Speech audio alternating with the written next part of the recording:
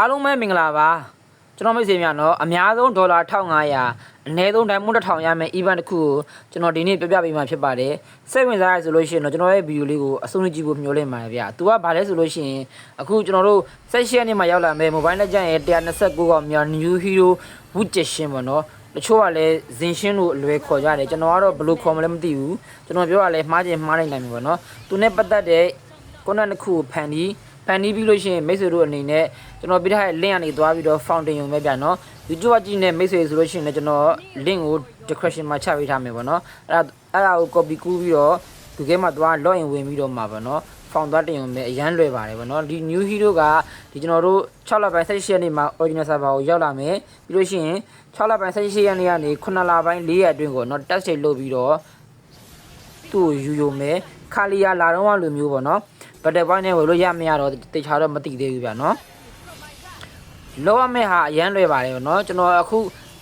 ချပေးထားမယ် link ကို copy ကူးပြီးလို့ရှိရင် Google မှာ login ဝင်ပြီးရင်ဒါမျိုးလေးမြင်ရလိမ့်မယ်ဒါမျိုးမြင်ရလို့ရှိရင်အမှ quick login နဲ့ browser တွေနဲ့ login ဝင်လိုက်ဗျာ login ဝင်လို့ရှိရင်ကျွန်တော်တို့ game နဲ့ရောက်သွားလိမ့်မယ်game နဲ့ရောက်သွားလို့ရှိရင်ပြီးလို့ရှိရင်ကျွန်တော်တို့ fountain မဲ့နေရာကိုတိုင်းအောင်သွားလိမ့်မယ်ဗျာနော်အဲ့မှာမိတ်ဆွေတို့အနေနဲ့ကဗီဒီယိုတင်မှာလားဓာတ်ပုံတင်မှာလားကိုကြိုက်တာကိုယူလို့ရတယ်ပြီးလို့ရှိရင်ကိုကဘယ် platform တင်မှာတော့ YouTube လား Facebook လား Instagram လား TikTok လားကိုကြိုက်တာကိုတင်လို့ရတယ်ပေါ့နော်ကျွန်တော်ကတော့ဗီဒီယိုတင်မှာပြီးတော့ TikTok ကနေတင်မှာပြီးလို့ရှိရင်ဒီမှာ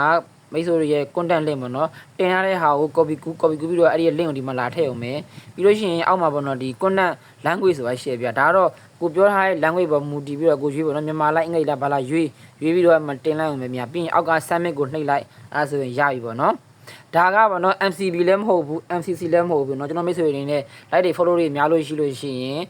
like တွေ view တွေများလို့ရှိရင်ပေါ့နော်ရနိုင်ပါတယ်ပေါ့နော်ကျွန်တော်ရဲ့ content ကမိတ်ဆွေတို့အတွက်ပေါ့နော်အကျိုးတစ်ခုခုရှိရဆိုလို့ရှိရင်เนาะကျွန်တော်ကို like and follow နဲ့ကူညီပေးကြပါအောင်ဗျာเนาะဟုတ်ကဲ့အားလုံးကိုကျေးဇူးတင်ပါတယ်ဗျ